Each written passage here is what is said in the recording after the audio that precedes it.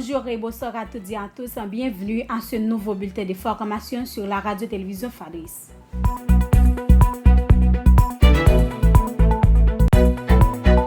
Le taux de référence calculé par la BRH pour ce mardi 5 novembre 2024 est de 131 gouttes 20 pour $1 américain.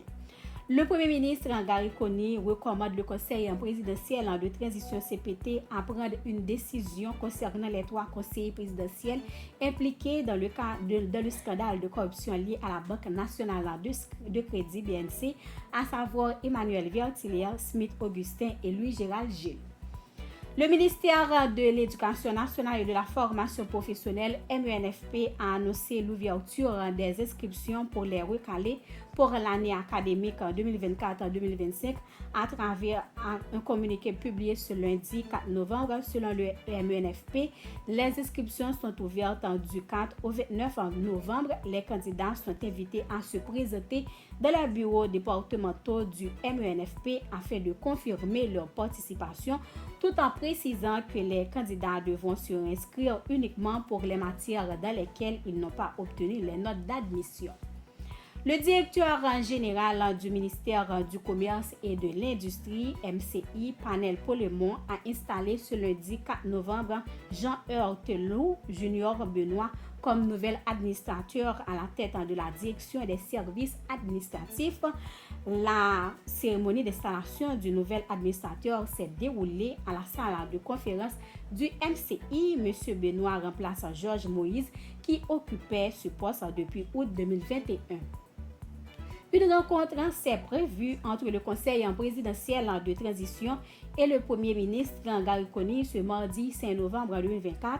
Les discussions vont porter sur un éventuel remaniement ministériel selon quelques sources concordantes. À la veille de l'élection présidentielle américaine, l'ambassade des États-Unis en Haïti a souhaité clarifier la situation concernant les lois sur l'immigration. Dans un message publié sur son compte X ce lundi 4 novembre 2024, elle a affirmé que ces lois resteront strictes même après les élections prévues pour ce 5 novembre 2024. Ce rappel vise à informer les citoyens haïtiens préoccupés par d'éventuels changements dans les politiques d'immigration.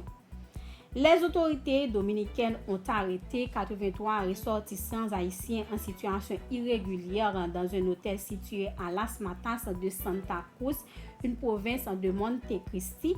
En effet, cette intervention s'inscrit dans le cadre de la vaste campagne de déportation massive menée contre les Haïtiens en situation irrégulière à Saint-Domingue. À l'échelle internationale,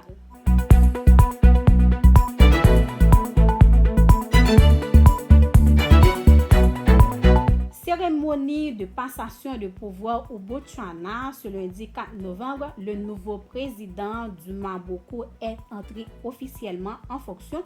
Dans son discours, il a salué une transition démocratique sans drame, sans appréhension ou acrobatie, sous l'approbation de Modkangwisi Masisi, président sortant. Le nouveau président en a profité pour mettre en avant la démocratie de son pays. L'armée israélienne a affirmé lundi avoir mené une frappe à Damas sur des cibles du renseignement du Hezbollah pour la Syrie, où le mouvement libanais pro-iranien est fortement implanté. L'Observatoire syrien des droits de l'homme faisant état de 2 morts dans cette attaque. L'ambassadeur israélien à l'ONU a critiqué le 4 novembre la Turquie pour une lettre demandant un embargo sur les armes à Israël, qualifiant cette initiative de malveillance et d'attaque politique. Cette demande adressée au Conseil de sécurité de l'ONU appelle à suspendre les transferts d'armes à Israël pour éviter leur utilisation dans les territoires palestiniens occupés. Ainsi que s'achève ce bulletin de formation. Merci de l'avoir suivi. Pour la présentation, c'était Caroline Jean-Paul.